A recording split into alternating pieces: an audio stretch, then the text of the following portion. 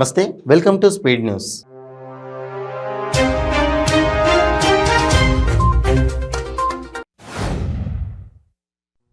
భద్రాచలంలో ఈ నెల 30న సీతారామచంద్ర స్వామి వారి కళ్యాణం, 31న మహాపుష్కర పట్టాభిషేకం జరగనుంది.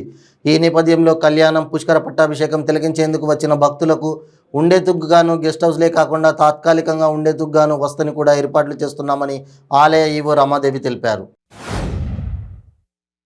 టీఎస్పీఎస్సీ ప్రశ్నపత్రాల లీకేజీ ఘటనను సిట్టింగ్ జడ్జితో విచారణ జరపాలని డిమాండ్ చేస్తూ రాష్ట్ర వ్యాప్తంగా నిరసనలకు తెలంగాణ బీజేపీ ఇచ్చిన పిలుపు మేరకు మలక్పేట, యాకత్పుర నియోజకవర్గాల నేతలు నిరసన దీక్ష చేపట్టారు. ఏపీ అసెంబ్లీ సమావేశాల్లో టీడీపీ సభ్యులు జీవో నంబర్ 1పై చర్చకు పట్టుబట్టగా తదనంతరం దాడులు చోటు చేసుకున్న సంగతి తెలిసిందే. తమ ఎమ్మెల్యేలు డోలా బాల వీరాంజనేయ స్వామి, గోరుంట్ల బుచ్చయ్య చౌదరిపై వైసీపీ ఎమ్మెల్యేలు దాడి చేశారని టీడీపీ నేతలు మండిపడుతున్నారు. ఎమ్మెల్సీ ఎన్నికల నేపథ్యంలో ఓటర్లను, ఏజెంట్లను ప్రభావితం చేశారని ఆరోపించిన పట్టభద్రుల ఎమ్మెల్సీ వైసీపీ అభ్యర్థి రవీంద్రరెడ్డిపై అమరావతి ఉద్యోగ సంఘం నాయకులు మండిపడ్డారు. ఓటర్లను ప్రభావితం చేశారని అనడం అర్ధరహితమని అన్నారు. అంగన్వాడీ వర్కర్ల చెలో విజయవాడ ధర్నా కార్యక్రమాన్ని పోలీసులు భగ్నం చేశారు.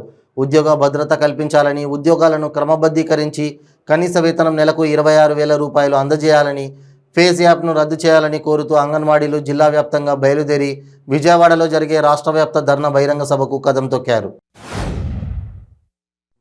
అంగన్వాడీల సమస్యల పరిష్కారం కోసం ఆందోళన చేస్తుంటే ప్రభుత్వానికి ఉలికెందుకని సిఐటియు నాయకులు ప్రశ్నించారు. అరెస్టులు, దాడులు, నోటీసులు అంటూ పోలీసులకు అత్యుత్సాహం ఎందుకని అన్నారు.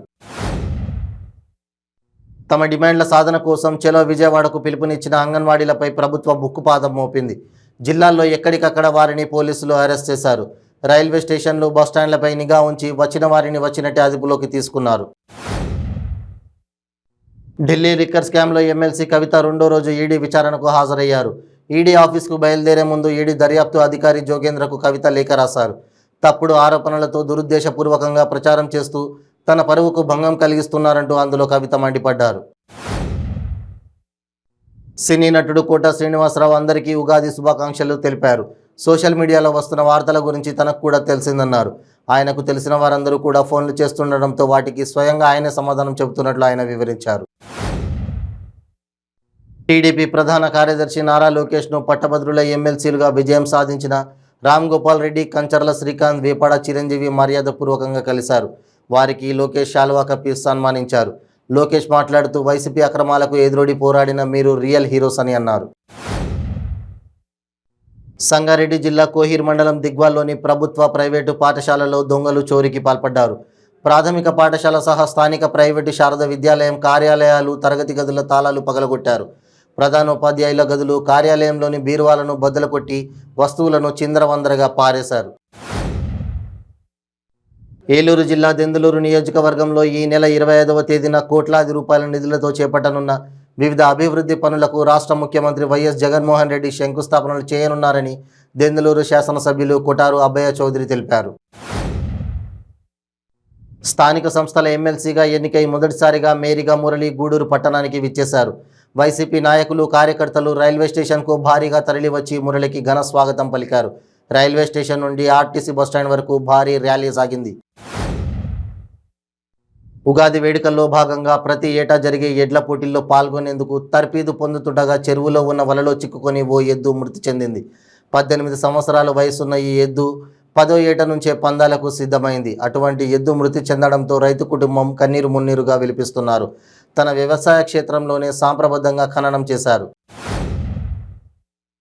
పల్నాడు జిల్లా ముప్పాళ్ల మండలం మాదల సమీపంలో రోడ్డు ప్రమాదం సంభవించింది. నరసరావుపేట నుంచి సత్తెనపల్లి వస్తుండగా మాదల సమీపంలోని పెట్రోల్ బంక్ వద్ద కారు అదుపు తప్పి బోల్తా పడింది. ఈ ఘటనలో నాదెండ్లకు చెందిన రమేష్ అక్కడికక్కడే మృతి చెందాడు. తిరుమల శ్రీవారిని హీరోలు విశ్వక్సేన్, మంచు విష్ణులు దర్శించుకున్నారు. విశ్వక్సేన్ స్వీయ దర్శకత్వంలో తానే హీరోగా నటిస్తూ తెరకెక్కించిన మూవీ దాస్ కా ధమ్కీ మార్చి 22న థియేటర్లలో భారీ ఎత్తున రిలీజ్ కానుంది. ఈ నేపథ్యంలో తిరుమల శ్రీవారిని దర్శించుకున్నారు విశ్వక్సేన్. నిన్న తిరుమలకు చేరుకున్న విశ్వక్ మెట్ల మార్గాన కొండపైకి చేరుకుని శ్రీవారిని దర్శించుకున్నారు. విశాఖ ఎన్ఏడి కొత్త రోడ్డు వద్ద పెను ప్రమాదం తప్పింది. ఫ్లైఓవర్ కిందన ఓ ఆయిల్ ట్యాంకర్ ఇరుక్కుపోయింది. శ్రీకాకుళం నుంచి రాజమండ్రి వెళ్తున్న ఆయిల్ ట్యాంకర్ ఇరుక్కుపోవడంతో ట్రాఫిక్ ఇబ్బందులు ఎదురయ్యాయి. అంతేకాకుండా అదృష్టవశాత్తు ట్యాంకర్ వంతెనకు మధ్య రాపిడి పెద్దగా జరగకపోవడంతో ప్రమాదం తప్పింది. ఎమ్మెల్సీ ఎన్నికల విధుల్లో ఉన్న ట్రాఫిక్ కానిస్టేబుల్తో దుర్భాషలాడి బెదిరించిన మేయర్ భర్త గులగాని శ్రీనివాసరావుపై చట్టపరమైన చర్యలు తీసుకోవాలని జనసేన కార్పొరేటర్ పీతల మూర్తి యాదవ్ పోలీస్ కమిషనరేట్లో ఫిర్యాదు చేశారు.